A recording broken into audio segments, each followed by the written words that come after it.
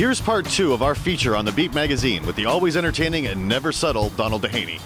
So I'm sitting here at Shelley's restaurant with Donald Dehaney, who is the online theater editor for the Beat magazine and somebody that I've known for over 20 years in local theater. So let's talk about that. Like, where did you get your theater bug from? Well, Harry, this is really amazing that you're interviewing me because you're the reason, in a way, that I am involved in theater, because I went to see your show Alice in Wonderland in St. Thomas, and I loved it. It was so funny. It was so like the spirit of theater that you want to see. And my best friend happened to be in it, so that's why I was there. But afterwards, I said to him, "Do you think I could get into it based on seeing that show?" So you helped me start off in theater. So let's start talking about the Beat. We've talked to Richard Young about how his vision of the Beat magazine came to be, how it's kind of changed, and specifically the new format changes for the Beat.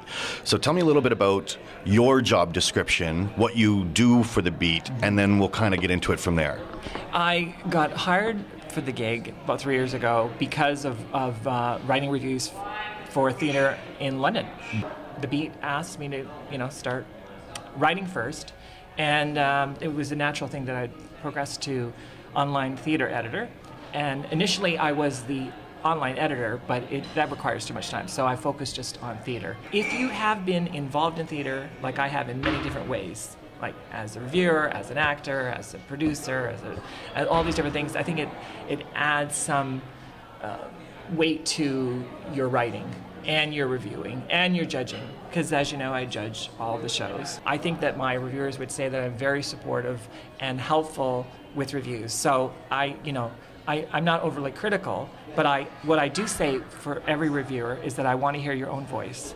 I know that some people prefer that a voice is removed from a review, but I do not. I like each one to have their own distinct voice. So I think it's a good thing that we have different voices. I think sometimes we always get critiqued, and I love it, and I invite it. Sometimes we are told that we're too nice, and sometimes we're, sometimes harsh. But what I do know is that they're read, because even though some people won't admit they read the reviews, we know by the hits that I put a review about, I get 50 hits in like 2 minutes. They're waiting for reviews. It's something that people really enjoy reading, I think. I think there are people in the theater community that are looking for sometimes more of a critique than, say, an opinion, whereas some of your reviewers are really kind of only in a position to give an opinion as opposed to a theater critique. Right. Do you know what I mean? I totally know what you mean. And so, do you think that there needs to be a real separation in that understanding? I think that every reviewer has their own style. Sure. And I would say I err on the side of kindness. Let's use me as an example. Sure. That's an easy one.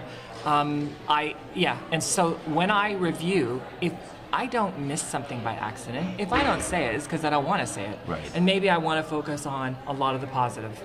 That's probably, often reviewers don't say, when people critique the critique, it could be that they didn't miss it, it's that they didn't want to say it. Right. Because we are, I think that the Beat magazine wants to support local theater. Right. So overall, I'm not apologizing for being positive. What was it that made you decide, A, that we needed another award show, and that it needed to be in the same month as the Brickendens? I know this is, I've written about this before, but the thing that I've never said before is that I was going to see all these shows, and I thought, why not just do an online thing where I'll say, pick my picks. And then I actually talked to a Brickenden judge, and I asked for their advice. What do you think? Do you think that it would be that I could do my awards?